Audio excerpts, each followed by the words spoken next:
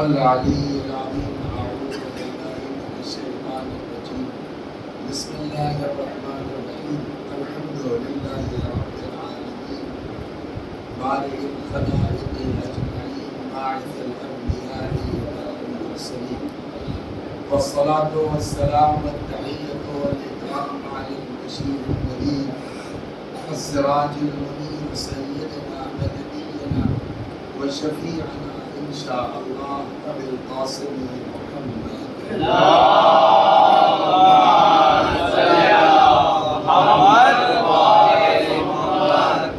اللهم صل علیہ وعلى اہل بیتہ مظاہر جلالک وجمالک واللعن على اعدائهم الشاکین فیہم المنحرفین عنہم اجمعین اما بعد فقد قال الله تبارك وتعالى وقوله الحق أعوذ بالله من الشيطان الرجيم بسم الله الرحمن الرحيم ونريد أن نمن على الذين استضعفوا في الأرض ونجعلهم الأئمة ونجعلهم الوارثين صلوات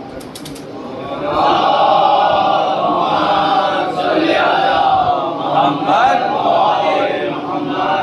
پڑھ چکے نماز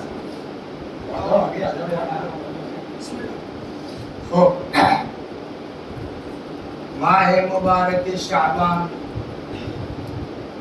دعاؤں کا مہینہ، عبادت کا مہینہ۔ یوں تو اللہ نے ہم کو آپ کو پیدا ہی کیا ہے کاہے کے لیے؟ وما خلقت الجن والانس الا لیعبدون۔ ہم نے جنوں کو اور انسانوں کو پیدا نہیں کیا مگر یہ کہ ہماری عبادت کریں۔ البتہ عبادت جگہ کے بدلنے سے، وقت کے بدلنے سے، نیت کے بدلنے سے، عبادت زمین سے آسمان تک ڈفرینس اس کے ثواب میں ہو سکتا ہے۔ مثلا ہم نماز پڑھتے ہیں، اپنے گھر میں نماز کا ثواب اور ہے، مسجد میں آ کے نماز پڑھیں گے اس کا ثواب اور ہے، جماعت سے پڑھیں گے اس کا ثواب، 2-4 آدمی جماعت میں ہو اس کا ثواب اور ہے، 10 سے زیادہ جماعت میں ہو اس کا ثواب اور ہے، ہندوستان کی کسی مسجد میں پڑھے اس کا ثواب اور ہے، مسجد الحرام چلے جائیں کعبے میں پڑھے اس کا ثواب اور ہے۔ تو فرق ہوتا نہیں ہوتا، بلکہ رسول اللہ کے زمانے میں ایک اندھا آدمی تھا، نابینا، تو اس نے کہا کہ یا رسول اللہ کبھی کبھی کوئی آدمی نہیں ملتا کہ جو ہم کو پکڑا کے مسجد تک لے آئے، بندہ ہے۔ تو رسول اللہ نے یہ نہیں کہا کہ بھائی مجبوری ہے کیا کرو گے گھر میں پڑھ لیا کرو، یہ نہیں کہا۔ جانتے کیا فرمایا؟ کہ اگر کوئی آدمی تم کو مسجد تک لانے والا نہیں ملتا تو ایک کام کرو، اپنے گھر سے مسجد تک ایک رسی باندھ لو اور اس کو پکڑ کے آہستہ آہستہ آگے۔ تو اس کا مطلب ہے کہ فرق ہوا تھا۔ ویسے ہی ٹائم بدلنے سے عام مہینوں میں نماز اور روزے کا فرق ثواب اور ہے، رجب میں نیکی کا ثواب اور ہے، اسی طریقے سے شعبان میں نیکی کا ثواب اور ہے۔ مولا امیر المومنین سلام اللہ علیہ فرماتے ہیں،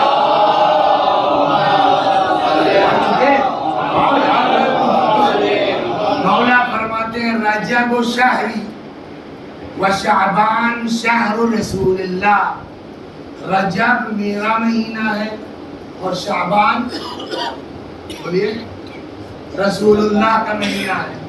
اب جب شعبان رسول اللہ کا مہینہ ہے تو ماہ مبارک رمضان اللہ کا مہینہ، اتنا بالکل آسانی سے آپ سمجھ میں آ گیا نا۔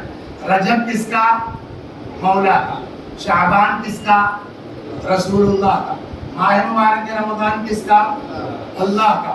جو علی ملے تو نبی ملے، جو نبی ملے تو خدا ملے، بالکل آسان ہے، 2 دنا 4 ہے نا۔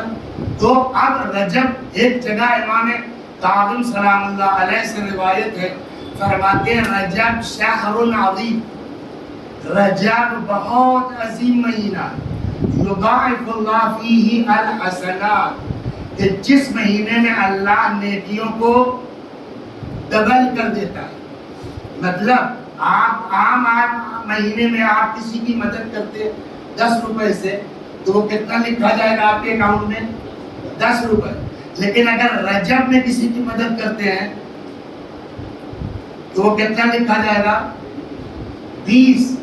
پھر فرماتے ہیں لیکن یہی نیکی اگر کوئی شعبان میں کرتا ہے تو 70 مرہ، ڈبل نہیں 70 گنا ثواب اس کا بڑھ جائے گا۔ عام دنوں میں کسی کو 10 روپے دیں گے کتنا لکھا جائے گا؟ 10۔ رجب میں دیں گے کتنا لکھا جائے گا؟ 20۔ شعبان میں اگر آپ یہی کرتے تو کتنا لکھا جائے گا؟ 770 گنا نا۔ صلوات پر محمد و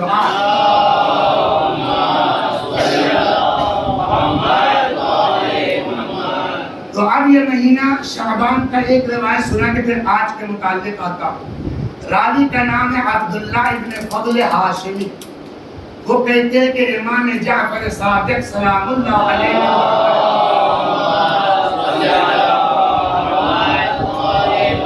دیکھیے جو چیزیں ہمارے اوپر واجب ہیں اس کے ثواب سے ہم سے مطلب نہیں ہے، کیوں؟ اس لیے کہ وہ ڈیوٹی ہے۔ آپ یہ نہیں پوچھ سکتے کہ 5 وقت کی نماز پڑھنے کا ثواب کیا ہے، وہ واجب ہے آپ کے اوپر، وہ ہم کو پڑھنا ہی پڑھنا ہے۔ یا ماہ مبارک رمضان کے اگر روزے رکھتے ہیں تو اس کا ثواب نہیں پوچھ سکتے، اس لیے کہ وہ ڈیوٹی ہماری ہے، وہ واجب ہے ہمارے اوپر۔ اللہ کو آخرت میں کیا کرنا ہے اس کے حساب سے کرے گا۔ ہاں مستحبی اعمال کا ثواب بیان ہوا۔ اب آئیے امام فرماتے ہیں صیام شہر رمضان ذخر للعابد یوم القیامہ، ماہ مبارک رمضان کا ثواب یہ ڈپازٹ ہے بندے کے لیے قیامت میں۔ یعنی کیا ملنا ہے آپ کو اس سے دنیا سے مطلب نہیں ہے، آپ کے اوپر واجب ہے، آپ کو رکھنا ہے، اس کا آپ کو جو بینیفٹ کہاں ملے گا؟ قیامت میں۔ اس کے بعد فرماتے ہیں مگر وَمَا مِنْ عَبْدٍ يُكْثِرُ الصِّيَامَ فِي شعبان، لیکن اگر کوئی بندہ شعبان میں کثرت سے روزے رکھتا ہے اصلح اللہ امرا معیشتے، اگر کوئی شعبان میں کثرت سے روزے رکھتا ہے اللہ اس کے روزی کے میٹر کو سالو کر دیتا۔ اکثر لوگ کہتے ہیں مولانا کوئی دعا بتائیے روزی کے لیے، اس کے لیے۔ یا امام نے کیا فرمایا؟ اپنی روزی ٹھیک کروانا ہے شعبان میں کثرت سے روزے رکھو۔ صلوات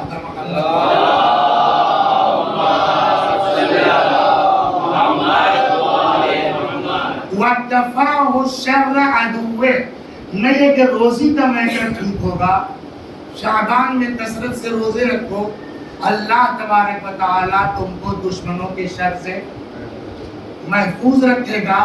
وَإِنَّ أَدْنَى مَا يَكُونُ لِمَنْ يَصُومُ يَوْمًا مِّن شَعْبَانَ، اور سب سے کم ثواب اللہ جو شعبان کے روزے کا آدمی کو دے گا وہ کیا ہے؟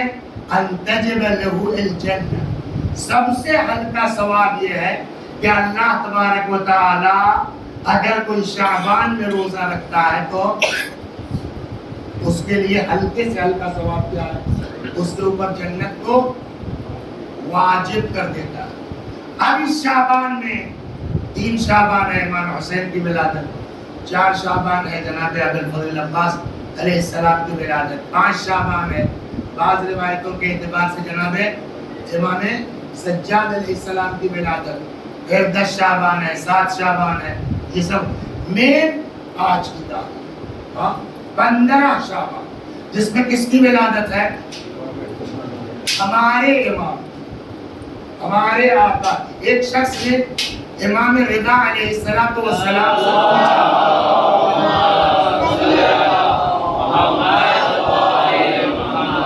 ایک صلوات پڑھیے تاکہ دھوکہ نہ ہو بیان کرنے میں۔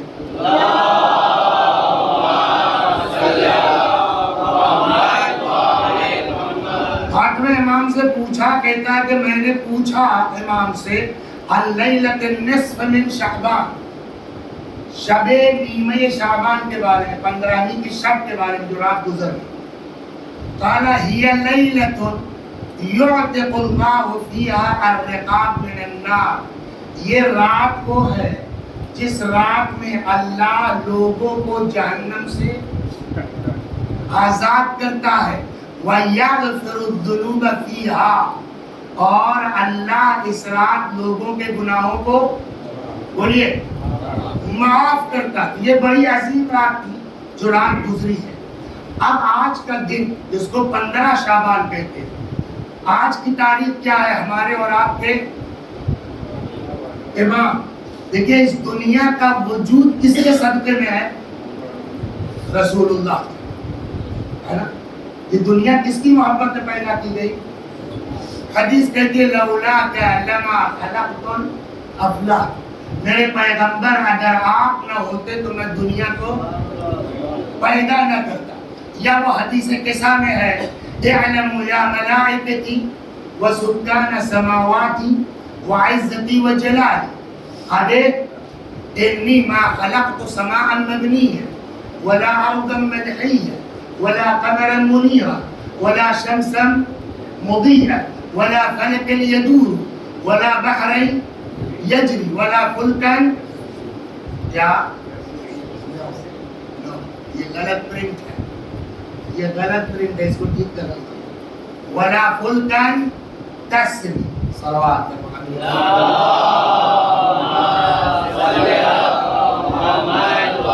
یہ جنرلی جو حدیث کے سامنے پرنٹنگ ہے یہ رانگ ہے. قرآن میں کیا استعمال ہوا گا؟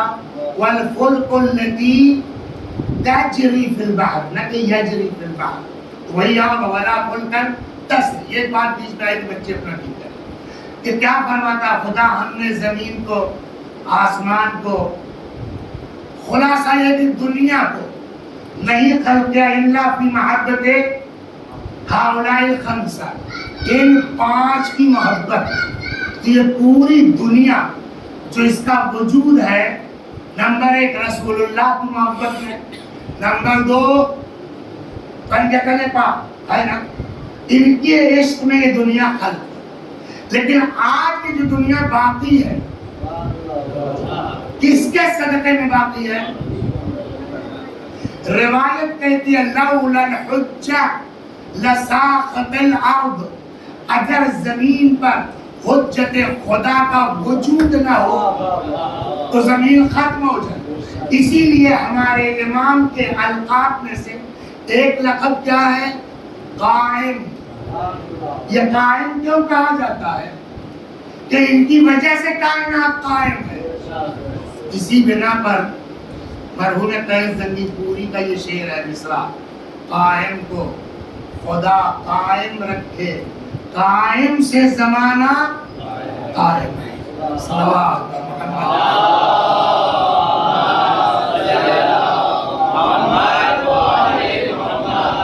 اب چونکہ آج ولادت کی تاریخ ہے, یوں تو بہت کچھ پڑھا جا سکتا ہے کہ حضرت کو آپ سے لگاؤ کتنا ہے, حضرت کو آپ سے پیار کتنا ہے, ہم کو کیسا ہونا چاہیے, لیکن یہ سب بیان کرنے کے لیے سال بھر ہمارے پاس آئے.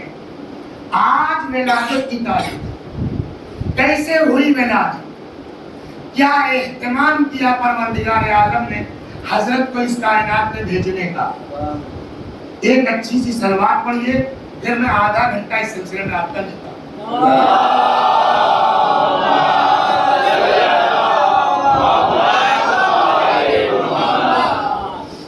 2 بجے ختم کر دوں گا انشاءاللہ. آپ چاہیں گے تو 15 منٹ بڑھایا بھی جا سکتا ہے, آپ چاہیں گے تو 15 منٹ کم بھی کیا جا سکتا ہے. 2 بجے بھی ختم ہو سکتی ہے. میری نیت 2:15 کی ہے, یہ 2 بھی ہو سکتی ہے, یہ 2:30 بھی ہو سکتی ہے, آپ کی جیسی اپنی مصروفیات.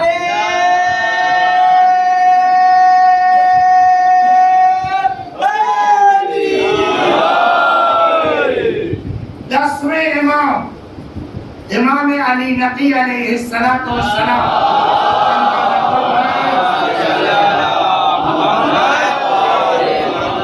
دسویں امام کا لقب کیا ہے ہمارے؟ ہادی. امام ہادی سلام اللہ علیہ نے اپنے غلام کو بلایا, فرمایا چلے جاؤ جا کے ذرا بشیر ابن سلیمان انصاری کو بلا لو. بشیر بھائی مین اوریجنل تو مدینے کے رہنے والے ہیں، جن کے باپ دادا بھی سنا رہا، لیکن یہ پڑوسی میں رہتے سامرہ میں، 10ویں امام تھے تھوڑے فاصلے پر. نوکر سے امام نے کہا جاؤ بشیر کو بلا لاؤ. بشیر بھی آئے. جی مولا آپ نے بلایا؟ کہا ہاں. حکم؟ کا ایک بہت اہم کام تم سے لینا ہے. فرمائیے. کہا نہیں، پہلے میں اپنے اور تمہارے پرانے خاندانی تعلقات بتا دوں تب کام بتاؤں گا. یہ اصل میں ایکچول میں یہ بشیر بھائی یہ کس کی نسل سے تھے؟ جناب ابو ایوب انصاری، نام سنا ہے نا؟ امام نے فرمایا دیکھو بشیر، قصہ یہ ہے کہ جب ہمارے جد رسول اللہ مکے سے ہجرت فرما کے مدینے تشریف لائے تو مدینے میں ہر دولت مند آدمی، ہر پیسے والا وہ چاہتا رسول اللہ ہمارے یہاں آ جائے، وہ چاہتے ہمارے یہاں آ جائے، وہ چاہتے ہمارے یہاں آ جائے. اب پیغمبر کسی کا دل تو نہیں توڑ سکتے نا. یہ بھی کہہ رہے ہیں کہ یا رسول اللہ ہمارے یہاں، یہ بھی کہہ رہے ہیں یا رسول اللہ ہمارے یہاں، یہ بھی کہہ رہے ہیں یا رسول اللہ ہمارے یہاں. ان کے یہاں جاتے ہیں دل کو تکلیف ہوگی، ان کے یہاں جاتے ہیں دل کو تکلیف ہوگی. پیغمبر نے کہا میں خود سے کسی کے یہاں نہیں جاؤں. یہ میری اونٹنی اللہ کی طرف سے مامور ہے، جس کے دروازے پہ رک جائے گی میں اس کے یہاں رکوں گا. میں خود سے کسی کو یس یا نو نہیں بولوں گا. سنو بشیر، رسول اللہ کی سواری چلتے چلتے پورا سورت، پورا مدینہ گھومتے گھامتے کہاں آ کر رکی؟ تمہارے جد ابو ایوب کے دروازے پر. ابو ایوب کی والدہ زندہ تھی، اندھی تھی. کیا؟ نابینا، اندھی. ان کو خبر ملی کہ سارا مدینہ چھوڑ کے رسول اللہ میرے یہاں آئے ہیں. یہ سن کے رونے لگے. ابو ایوب نے کہا اماں اتنی بڑی خوشی ملی ہے، اتنے بڑے بڑے لوگ جو ہے وہ پیسے والے، ہاں ملیونر لوگ، ان کے یہاں نہیں گئے، ہمارے یہاں آئے، آپ الٹا رو رہی ہیں. کہا بیٹا اسی لیے تو رو رہی کہ اتنی بڑی خوشی آئی اور آنکھوں میں روشنی نہیں ہے کہ میں حضرت کی زیارت کر سکوں. میں رو رہی ہوں اپنی محرومی کی بنیاد پر. رسول اللہ کو خبر پہنچی کہ ابو ایوب کی ماں رو رہی ہے، آپ کی زیارت نہیں کر سکتے. پیغمبر رک گئے. یا اللہ، جب تک ابو ایوب کی ماں کی آنکھوں کی بینائی واپس نہیں آتی میں اس کے گھر میں قدم نہیں رکھوں گا. جیسے بٹن دباتے ہیں نا فوراً بلب جلتا ہے، ادھر رسول اللہ نے دعا کی ابو ایوب کی آنکھوں کی بینائی واپس. اب سمجھ میں آیا یہ اسی ابو ایوب کی اولاد میں سے ہے. کون؟ بشیر ابن سلیمان. امام نے فرمایا اب سمجھ میں آیا ہمارے تمہارے اوپر جا کے کتنے پرانے تعلقات ہیں. کہا جی مولا. کہا اب تم سے کام بتاتا ہوں، فرمائیے. کہا یہ لو لیٹر، جاؤ بغداد. عراق میں 2 دریا مین ہیں، ایک ہے فرات اور ایک ہے دجلہ. دجلہ اور فرات بولتے جیسے ہمارے انڈیا میں کیا بولتے ہیں گنگا اور، ویسے ہی عراق میں دجلہ اور فرات. فرات کو گئی ہے کربلا کے پیچھے سے، کوفے کے بیک سے نکلی ہے. دجلہ بغداد کو بیچ سے بھاگتی ہوئی نکلی ہے. چاہیے بغداد ایک گھر کرائے پہ لیجئے، وہاں رک جائیے. اتنے دنوں کے بعد، مثلاً پرسوں، 2 دن بعد، 4 دن بعد، دجلہ کے کنارے کشتیاں آ کے رکیں گی. اس میں سے غلام اور کنیز اتارے جائیں گے. تمہیں کچھ کرنا نہیں ہے بشیر، خالی واچ کرتے رہو. لوگ آئیں گے غلام خریدنے کے لیے، کنیزیں خریدنے کے لیے، تم خالی دیکھتے رہنا. اسی دوران ایک لیڈی ہوگی کہ اس کو جو خریدنا چاہے گا وہ منع کر دے گا. اس کا کہنا ہوگا کہ خبردار اپنا پیسہ برباد مت کرو, زبردستی کرو گے میں دجلہ میں کود کے جان دے دوں گی, میرا خریدنے والا آ رہا ہے. جب یہ منظر دیکھنا تو اس خاتون کو یہ میرا لیٹر دے دے, وہ یہ لیٹر پڑھ کے تمہارے ساتھ آنے کو تیار ہو جائے. یہ جو اشرفیاں اس تاجر کو یہ اشرفی دے کے اس خاتون کو لے کے آؤ سامرہ. سمجھ میں آ گئی یہاں تک؟ جناب بشیر ابن سلیمان کہتے ہیں کہ میں امام کے حکم کے مطابق بغداد پہنچا, جگہ کرائے پہ لی, وہیں سے اپنا دیکھ رہا ہوں. وہ دن آیا, اب میں واچ کر رہا ہوں, جیسا امام نے کہا تھا ویسا ہی ہوا. میں نے دیکھا ایک خاتون ہے جو کسی کے ساتھ جانے کو تیار. جب یہ میں نے دیکھا میں آیا, میں اس تاجر سے ملا, میں نے کہا میرے پاس حجاز کے بہت بڑے آدمی کا لیٹر ہے, اگر یہ خاتون لیٹر پڑھ کے میرے ساتھ جاتی ہے تم بھیج دو گے؟ اس نے کہا بالکل, میرا پیسہ پھنسا ہوا ہے. کہنے لگے میں نے وہ خط دیا, بغیر کھولے بغیر پڑھے اس خط کو آنکھوں سے لگایا, خط کھولا, کہا یس میں اس کے ساتھ جانے کو تیار. پیسہ بولو, اس نے کچھ پیسہ بتایا. میں نے کہا بھائی دیکھو جس آدمی نے یہ لیٹر دیا اس نے یہ اشرفیوں کی تھیلی دی ہے, نہ میں اس میں سے کم کرواؤں گا نہ اس میں بڑھا سکتا. جتنا انہوں نے دیا وہ یہ سامنے, اتنے پہ اگر تم تیار ہو کوئی بات نہیں, ورنہ میں واپس لے جا کے ان کو دے دوں گا. ہوگا اچھا لاؤ, سیٹ ہو گیا. میں اس خاتون کو لے کے آیا جو میں نے جگہ لی تھی کرائے پر, جب کوئی سواری واری کا انتظام کرے سامرہ امام کے پاس لے جائے. لیکن میرے دماغ میں ایک بات گھوم رہی تھی کہ امام کبھی روم گئے نہیں, یہ لوگ روم سے کبھی عرب آئے نہیں, یہ ایک دوسرے کو جانتے کیسے؟ لیٹر عربی میں. تو میں نے کہا چلو بعد میں نے کہا بی بی ایک بات بتاؤ, جہاں تک میں جانتا ہوں جن کا یہ خط ہے امام علی نقی علیہ السلام, وہ کبھی روم نہیں گئے,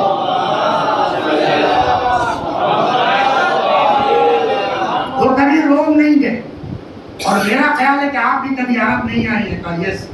تو پھر آپ لوگ جانتی کیسے ایک دوسرے کو, اور وہ بھی بغیر لیٹر پڑھے چوم رہی ہے, اس کا مطلب کچھ تو آئے گا. چکر کیا ہے؟ اب متوجہ ہے, سننے کو تیار ہے.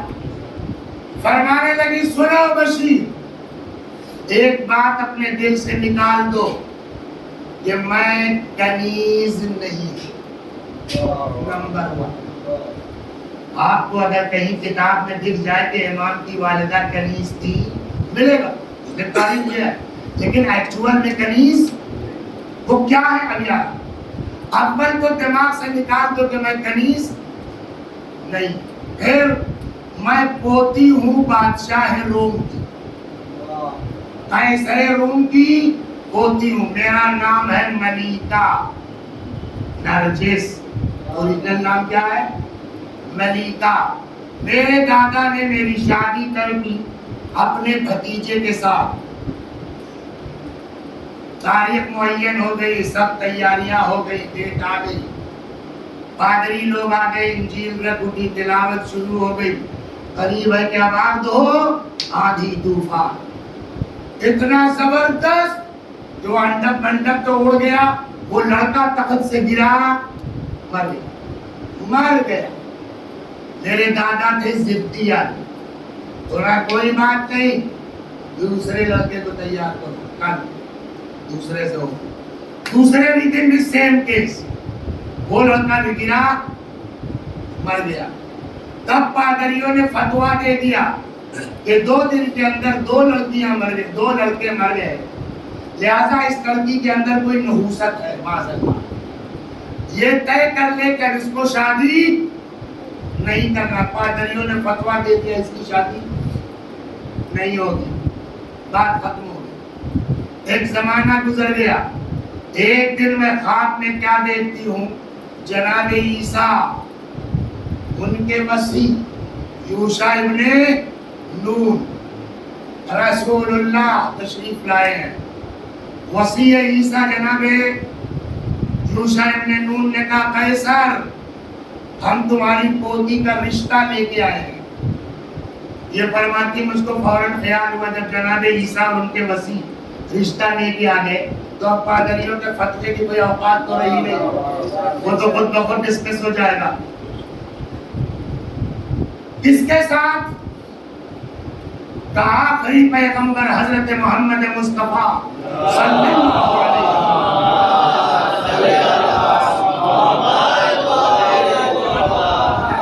उनके फर्जंद के साथ। फरमाती उस ख्वाब ही में मेरे दिमाग में एक सवाल आया, इत्तेफाक से दादा ने वही पूछ लिया कि साहब हमारे लिए बड़े फख्र की बात है कि आखिरी रसूल से हमारा रिश्ता हो जाए, बट वो है कौन जिसके लिए आप रिश्ता मांगने आए हैं? जनाब यूशा इब्न नून ने कहा अभी आ रहे हैं। इतने में देखा हमने, अभी जनाब मलिका नजीस खातून फरमारी ख्वाब का आ, मैंने देखा कि मौलाए कायनात इमाम हसन, इमाम हुसैन, चौथे, पांचवें, छठे, आठवें, नौवें, दसवें इमाम, फिर आखिर में देखा 11वें इमाम इमाम हसन अस्करी सलामुल्लाह अलैहि।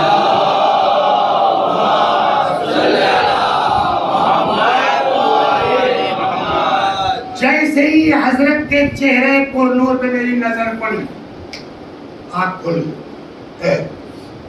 ये तो ख्वाब था।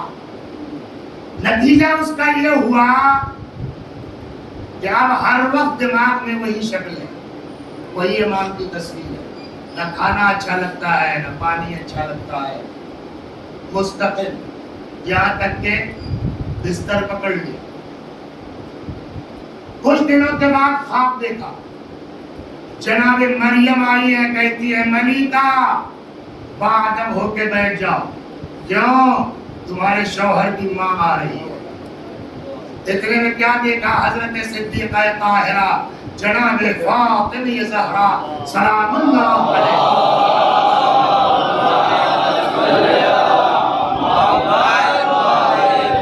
तशरीफ लाई है। मैंने कहा बीबी आपके फर्जंद से मेरा निकाह हुआ। उस रात जनाब ईसा रसूलुल्लाह ने ख्वाब में निकाह भी पढ़ा, मेरा निकाह हुआ, उसके बाद से आप नजर नहीं आए फर्जंद आपके। वजह फरमाया इसलिए कि तुम मुसलमान नहीं। मैंने उस रात जनाब फातिमा के हाथों कलिमा पढ़ा, इस्लाम कबूल किया, आँख खोल गई। ये भी ख्वाब है, मगर ये बीमारी बढ़ती जा रही है। दुनिया के तबीब और हकीम और डॉक्टर आगे कोई फायदा नहीं। एक दिन मेरे दादा आके मेरे सराहने बैठे, बेटा बहुत तो दवा इलाज कर चुके, कुछ ठीक नहीं हो रही, तुम बताओ मैं तुम्हारे लिए क्या करूं? दादा को तो पता नहीं कि मैं अंदर से मुसलमान हूँ, ख्वाब हो चुका है। मैंने कहा दादा एक काम कीजिए, बोलो आपके कैद खाने में जो मुसलमान कैदी है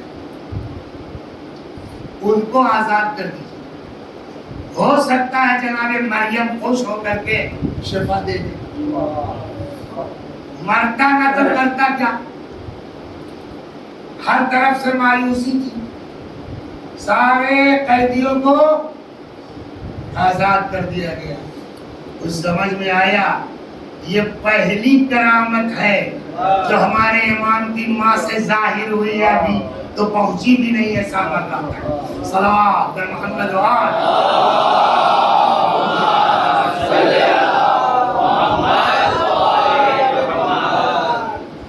इसका नतीजा ये हुआ कि इस वाक़े के 14 दिनों के बाद फिर अब मैंने ख्वाब देखा, खुद इमाम हसन अस्करी अलैहिस्सलाम, वही शिकवा जो ख्वाब में मैंने जनाब फातिमा से किया था, इमाम से किया, साहब मेरा निकाह आपके साथ हुआ है, आपके जज ने जनाब ईसा ने मेरा निकाह पढ़ा, मगर आपने तवज्जो ही नहीं फरमाई, नजर ही नहीं आते।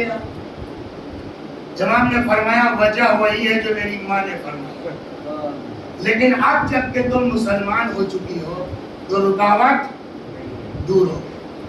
अन करीब मुसलमान हमला करेंगे तुम्हारे मुल्क पर, रोक। بہت سے غلام اور کنیز پکڑے جائیں گے. تم کو صرف اتنا کرنا ہے کہ یہ اپنا شاہوں والا لباس اتار کے، شہزادی ہے نا، شاہی لباس اتار کے کنیزوں والا لباس پہن کے اپنے آپ کو کنیزوں میں شامل کر دیں. پھر وہاں سے ہمارا آدمی لے آئے گا. کچھ سمجھ میں آیا؟ کنیز ہونا اور ہے مصلحت الہی کی خاطر کنیزوں کا لباس پہننا ہو. صلوات بر محمد و آل.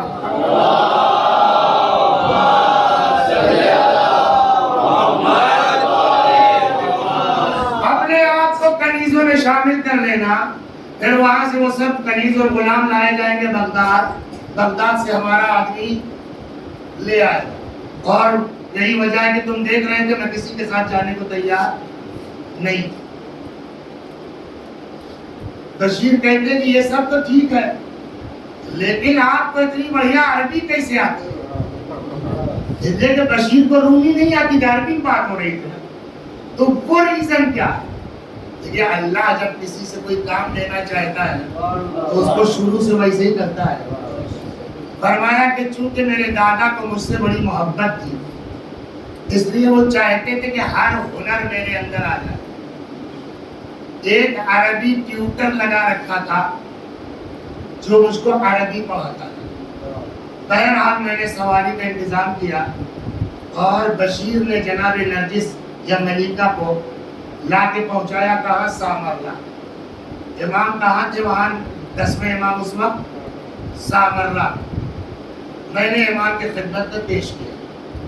امام علی نبی علیہ السلام کی نظر پڑی جب جناب نرجس خاتون پر تو فرماتے ہیں نرجس 4000 دینار دے دوں تم کو یا خوشخبری. دیکھیے نئے پیسے والوں کی بات اور ہوتی ہے، پرانے پیسے والوں کی بات اور ہوتی ہے. یہ تو بادشاہ کی پوتی ہے نا. تمہیں 4000 دینار دے دوں یا خوشخبری. فرمایا مولا بادشاہ کی پوتی پیسہ بہت دیکھا ہے، پیسے کی کوئی خواہش اور لالچ نہیں ہے. خوشخبری سنائی ہے جس سے کلیجہ ٹھنڈا ہو جائے. امام نے فرمایا تو مبارک ہو اے نرجس، عنقریب اللہ اپنی آخری حجت کو تمہارے ذریعے سے اس کائنات میں بھیجے گا. صلوات بر محمد و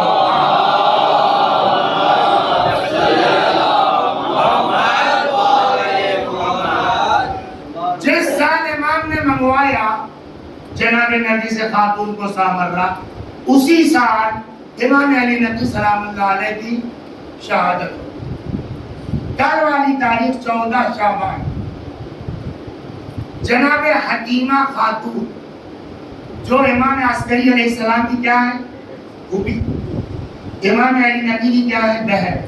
امام محمد تقی علیہ السلام کی بیٹی. آئی ہے 14 ماہ شعبان کو بھتیجے کے یہاں ملنے کے. دن بھر نہیں، جب شام کا وقت ہونے لگا کنیز سے کہا لاؤ میری چادر میں چلو اپنے گھر. امام عسکری علیہ السلام نے فرمایا بھوپی اماں رک جائے. کیوں؟ فرمایا وعد حق نزدیک. دیکھیں یہ لینگویج کوئی اور نہیں سمجھ سکتا.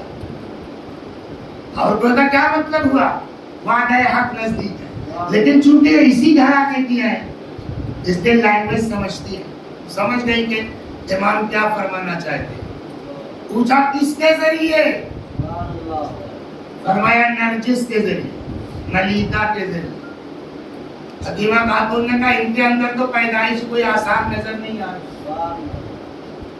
امام نے فرمایا بھوپی اماں نرجس کی مثال موسیٰ کی ماں کی طرح ہے. جیسے موسیٰ کی ماں کا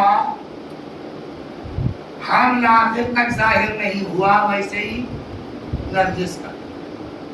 امام کا حکم تھا، میں رک گیا. میں نے اپنا بستر لگا لیا. کہاں؟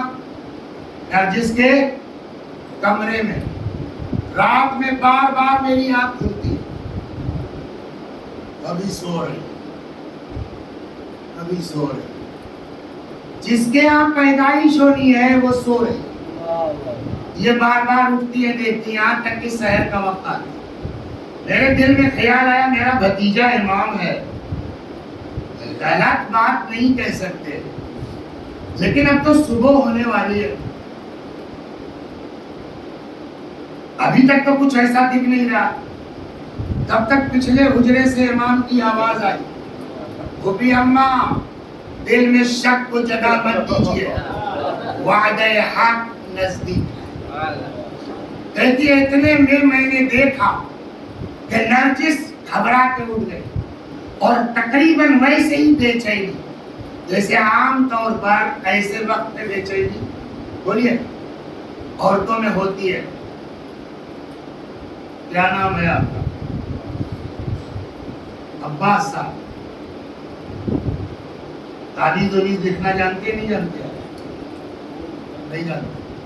اگر آپ لوگ بتائیے اگر کسی کے جو ہے وہ بہو کو یا بیوی کو پیدائش میں دقت ہو، ہاسپٹل لے گئے، ڈاکٹر نے کہا بھئی نارمل مشکل ہے، آپریٹ کرنا پڑے گا، تو کوئی گائیڈ لائن ہے اماموں کی طرف سے کہ کیا کریں کہ جو ہے وہ نارمل ہو سکے؟ اکثر آپ لوگ جاتے ہوں گے نا جو شہر کے پیش نماز ہوں گے باپو اس پر پڑھ کے دم کرو، جاتے ہیں کیا پڑھا جائے؟ گائیڈ لائن موجود ہے، روایت موجود ہے کہ اگر کسی کے ولادت میں زحمت ہو رہی ہے تو جناب عیسیٰ کی ولادت والی جو آیت ہے فاجا سورہ مریم میں فاجا المخاض الى جذع، اس کو پڑھ کے دم کر دو، پلا دو اس کو پانی، انشاءاللہ آسان ہو جائے۔ یہ عام لوگوں کو، لیکن یہاں سنیے امام نے یہ نہیں کہا کہ یہ والی آیت دم کر دو۔ نرجس بے چین ہو کے اٹھ گئے اور تقریباً ویسے ہی گھبراہٹ اور بے چینی، پچھلے حجرے سے امام کی آواز آئی گھوپی اماں نرجس پر دم کر دیجئے پڑھ کر۔ کیا یہ جو ہم نے بھی کرنا یہ عام عورتوں کے لیے، پھر ان کے لیے کیا کہا پڑھنے کے لیے؟ تو پڑھ کے دم کر دیجئے بسم اللہ الرحمن الرحیم انا انزلناہ فی لیلۃ القدر وما ادراک ما لیلۃ القدر۔ جو صاحب الگ سے انا انزلنا کیوں؟ آپ لیڈیز کے لیے تو سورہ مریم کی آیت پڑھی جائے، یہاں انا انزلنا جواب۔ قرآن کی کتنی قسمیں؟ بہت اچھا پڑھ رہے تم ماشاءاللہ۔ قرآن دو طرح کا ہے، ایک قرآن صامت، ایک قرآن ناطق۔ قرآن صامت کب نازل ہوا؟ شب قدر 23 رمضان۔ کیسے پتا؟ تو قرآن کہتا ہے انا انزلناہ فی لیلۃ القدر، ہم نے اس قرآن کو نازل کیا کہا شب قدر میں۔ اور آج کس کی ولادت ہے؟ قرآن ناطق کی۔ ہاں تو انا انزلنا نہیں پڑھا جائے گا تو کیا پڑھا جائے گا؟ صلوات بر محمد و آل محمد۔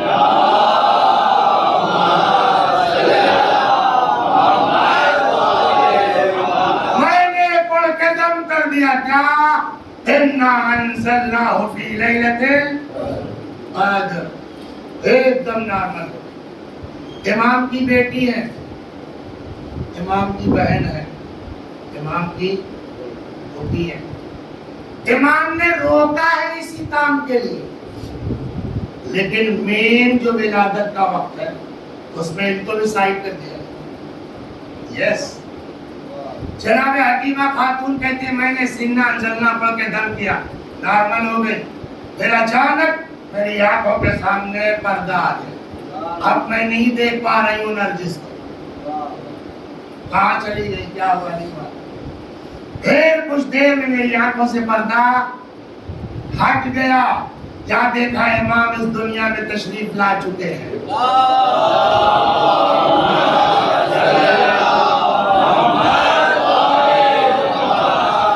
پیشانی سجدہ خالق میں ہے، یہ انگلی اس طرح اٹھی ہوئی ہے، اور سجدے کے عالم میں امام اس آیت کریمہ کی تلاوت فرما رہے ہیں۔ کیا فَنُرِيدُ أَن نَّمُنَّ عَلَى الَّذِينَ اسْتُضْعِفُوا فِي الْأَرْضِ وَنَجْعَلُهُمُ الْأَئِمَّةَ وَنَجْعَلُهُمُ الْوَارِثِينَ.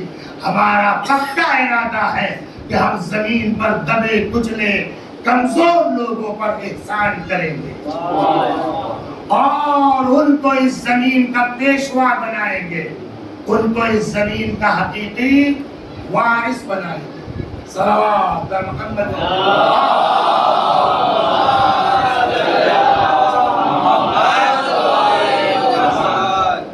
اس طریقے سے آج 15 رمضان سن 255 یا 256 کو امام کی ولادت ہوئی.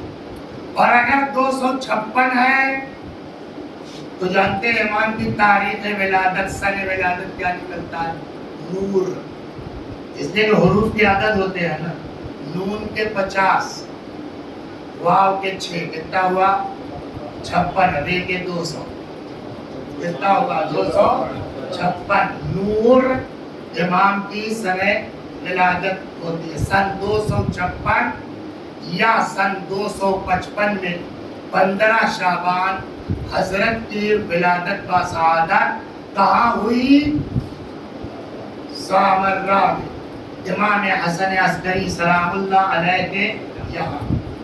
خوب. جناب نرگس خاتون کہتی ہے کہ ولادت کے بعد بہت سے معجزات آپ کو ملیں گے, ایک دو سناتا ہوں. ولادت کے بعد میں ایک دن لیٹی ہوئی تھی, میرے سرہانے میرا بچہ یعنی امام وہ میرے بغل میں لیٹا ہوا, میرے سرہانے امام عسکری علیہ السلام تشریف فرما. اتنے میں 2 پرندے آئے. امام نے دیکھا ان پرندوں سے کہا ٹھیک ہے حفاظت سے لے جاؤ, حفاظت سے لے آؤ. ان دونوں پرندوں نے دونوں طرف سے کپڑا پکڑ لیا جس پر امام کو لٹایا تھا اور لے کے اوپر اٹھنے لگے. وہاں ہے نا, ہاں وہ اوپر اٹھ رہے تھے, میرا دل بیٹھا جا رہا تھا.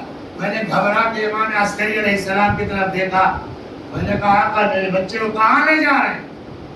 فرمایا نرگس یہ پرندے نہیں ہیں, تمہارا بیٹا ولی اللہ الاعظم حجت اللہ الکبریٰ, فرشتوں نے آسمان والوں نے تمہارے بیٹے کی زیارت کی خواہش کی تھی, دعا کی تھی اللہ کی بارگاہ. اللہ نے ان کی دعا قبول کر لی ہے, اجازت دی ہے, ٹھیک ہے لے آؤ زیارت کر لو.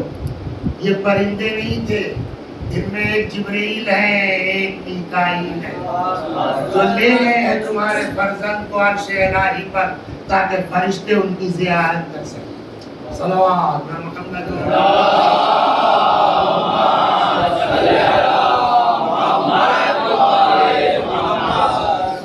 اب یہاں پر جو کچھ سوالات ہو سکتے ہیں, تو اگر 255 یا 256 کی ولادت ہے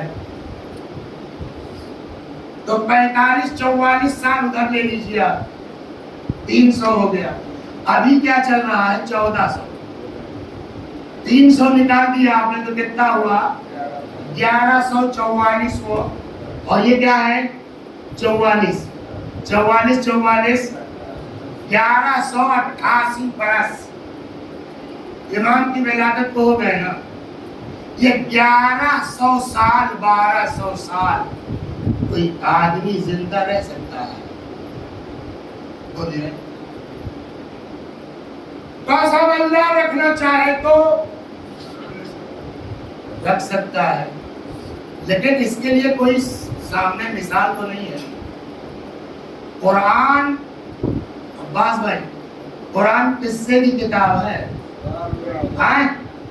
نہیں, کہانی کی کتاب ہے, لیکن قصے ہیں کہ نہیں ہیں؟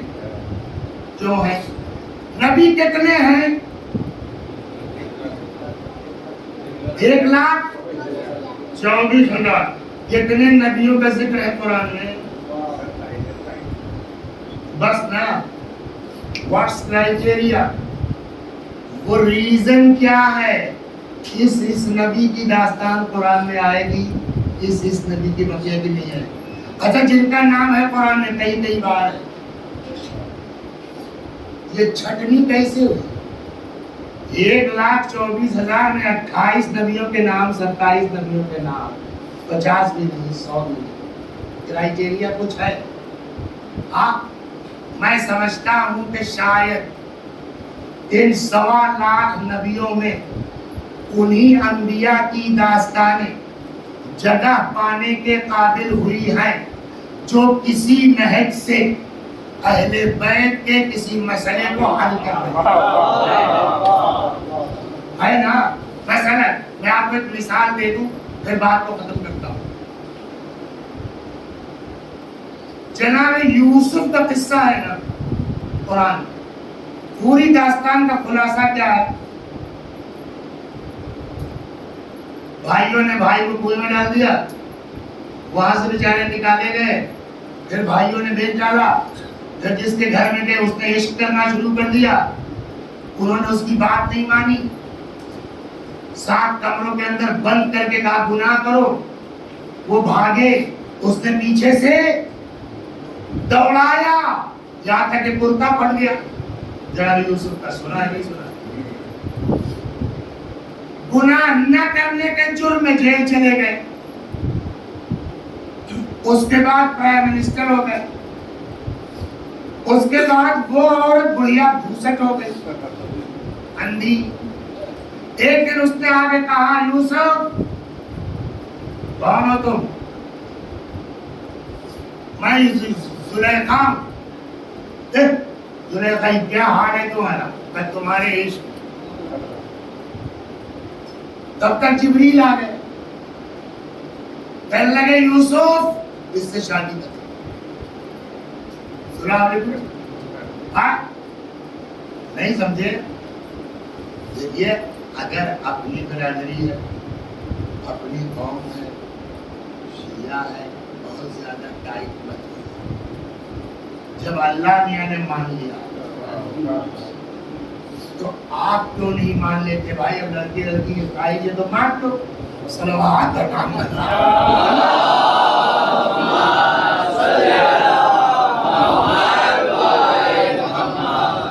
یوسف اس سے بولیے شادی کر لو. شادی کرنے کا بھی تم کر لو، ہم جوانی وانی سب دیکھیں. جوانی پلٹ آئی، سنا نہیں سنا؟ شادی ہو گئی. شادی کے بعد کیا ہوا؟ پچھلا یاد کیجیے. 7 دروازے تھے، یوسف بھاگ رہے تھے، وہ دوڑا رہی تھی کاہے کے لیے؟ گناہ کے لیے. اب کیا ہے؟ نکاح ہو گیا، سب کچھ جائز ہے، وہ مصلی عبادت پر ہے. یوسف کنیز کو دیکھتے ہیں، جب دیکھو میڈم کیا کر رہی جی نماز پڑھ رہی تھا. تھوڑی دیر دیکھو میڈم کیا کر رہی، نماز پڑھ رہی تھا. ایک زمانہ وہ تھا کہ یوسف بھاگ رہے تھے، زلیخا دوڑا رہی. ایک زمانہ یہ آیا کہ یوسف بلا رہے ہیں، زلیخا مسلح نہیں چھوڑتے. تو اس گندگی سے نکال کے اس عبادت کی وادی تک کس نے پہنچایا زلیخا کو؟ یوسف نے نا. لیکن یوسف کو زلیخا کو اس منزل تک پہنچانے میں ٹائم کتنا لگا؟ 20 سال سے اوپر ہے نا. 12-13 سال تو جیل میں رہے، 20 سال سے 22 سال سے اوپر لگا زلیخا کو اس گندگی سے نکال کے اطاعت کی اس منزل تک پہنچانے پر. پالنے والے یہ قصہ تو کیوں بیان کر رہا ہے؟ تب تک ہی تو سمجھ میں آئے گا یوسف کو زلیخا کو ٹھیک کرنے میں کتنا ٹائم لگا. 20 سال سے اوپر. کب اپنے امام کی عظمت سمجھ میں آئے گی؟ بغداد کے قید خانے میں فاحشہ کو لایا گیا. امام قاسم علیہ السلام جیل میں تھے نا، ابھی قید خانے میں آئی اور ابھی سر سجدے خانے میں. تب سمجھ میں آئے گا انبیاء کیا ہے ہمارے امام. صلوات ہو گئی بات. تو قصہ اس لیے قرآن بیان کرتا. جناب عزیر، بولیے عزیر کو اللہ نے کیا کیا؟ موت دی. کیا کیا؟ موت دی. کتنے دن تک؟ 100 साल, उसके बाद फिर जिंदा कर दिया, खाना पानी वैसे ही 100 साल तक रखता रहा। कुरान में है रिवायत की, उन्जुर इला तआमिका व शराबिका लम यतसन्ना, उसे अपना खाना पानी देखो जरा सा खराब नहीं पड़ा। जो खुदा 100 साल तक खाना महफूज रख सकता है, ये वाकया किस लिए है? लम यतसन्ना। जनाब ईसा, सारे मुसलमानों का अकीदा है कि उनको फांसी नहीं हुई, अल्लाह ने उनको, बोलिए, जिंदा है कि नहीं है आज तक? ये क्यों किस्सा है कुरान में?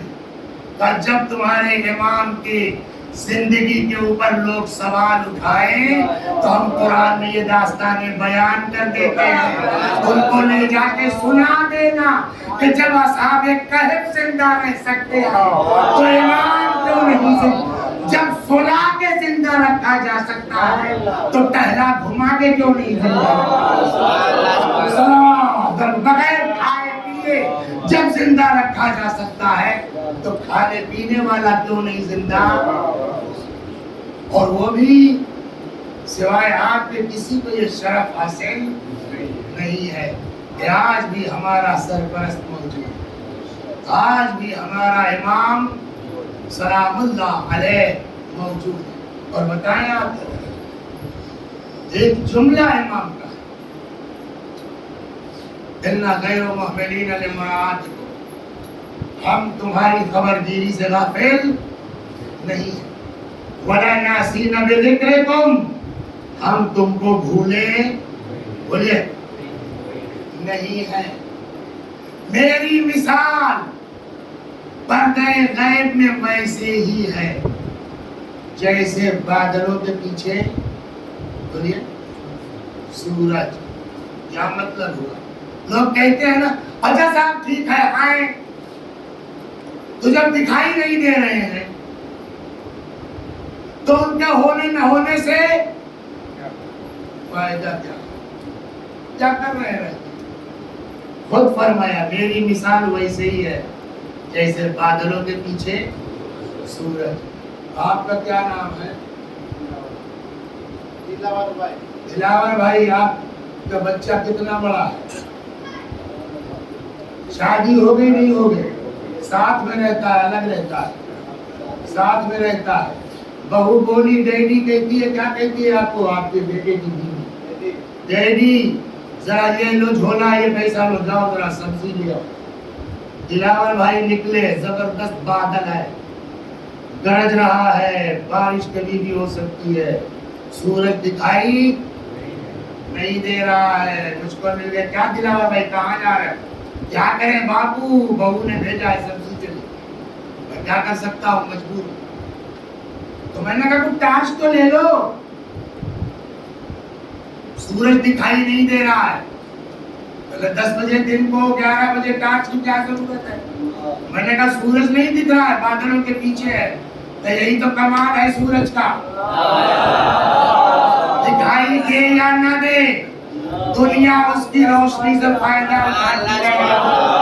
यही इमाम ने फरमाया मेरी मिसाल पर्दे गैब में सूरज की तरह है, मैं दिखाई दूं या ना दूं, दुनिया नूरे इमामत से फायदा उठाती है।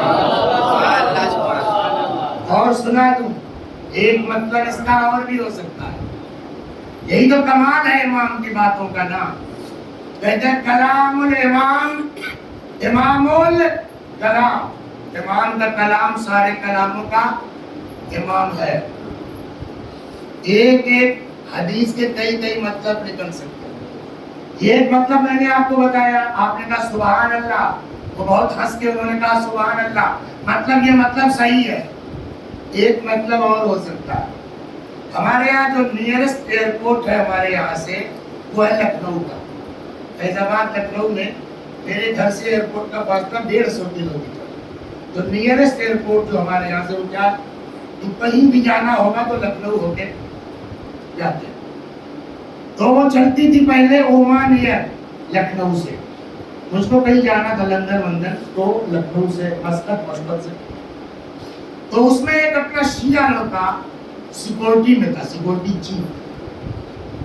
تو ان کے گاؤں کے ایک صاحب ہمارے مدرسے میں ٹیچر ہیں، انہوں نے اس کو فون کر دیا کہ دیکھو تمہاری ایئر لائن سے وسیع صاحب کو جانا ہے، دیکھ لیں. میں راستے میں تھا، اس دن کچھ فاق وغیرہ زیادہ تھا، دسمبر کا مہینہ تھا، تو وہ دھیرے دھیرے سلو چل رہے تھے. تو ان کا فون آیا کہ آج آپ کی فلائٹ ہے، میں نے آپ کی بورڈنگ کر دیا ہے، آرام سے آئیے. میں نے کہا کہ کوئی ٹینشن نہیں ہے، فلائٹ بھی لیٹ ہے، آپ آئیے، میں نے بورڈنگ کر دیا. اب جب ہم پہنچے ان سے ملے تو انہوں نے سامان لے لیا. اب جو میں نے دیکھا بورڈنگ پاس تو اپ گریڈ کر دیا، اکنامی سے کہا بزنس کلاس میں یا فرسٹ کلاس میں. رات بھر کے تھکے تھے، ٹیک لگایا، سو گئے. سورج دکھائی، خواب زبردست، بادل زبردست. کب جہاز دوڑا نہیں معلوم، کب ٹیک آف کر گیا نہیں معلوم. اتفاق سے اس طرف تھی میری سیٹ، کھڑکی کی طرف جدھر سے سورج نکلنا تھا. تھوڑی دیر کے بعد بہت تیز سورج کی دھوپ پڑی، ہڑبڑا کے آنکھ کھل گئی، دیکھا سورج چمک رہا، کہیں آدل بادل کچھ نہیں. میں نے یہ کیا ہوا؟ ابھی تو سورج چھپا ہوا تھا، دکھائی نہیں. اب جو ایسے دیکھا تو پتا چلا سارے بادل نیچے ٹہل رہے ہیں. سمجھ میں آیا؟ میں نے کہا او ہو، بادل، سورج ان کے لیے پردے میں ہے جو بادل کے نیچے ہے. جو بادلوں کے اوپر آ جائیں اس کے لیے سورج کا پردہ نہیں ہے. امام نے کہا میری مثال بھی آفتاب کی سی ہے، جب تک گناہوں کے بادل کے نیچے ہو امام کا پردہ ہے، گناہوں کے بادل سے اوپر اٹھا پھر امام کا پردہ نہیں رہتا. صلوات بر محمد و آل.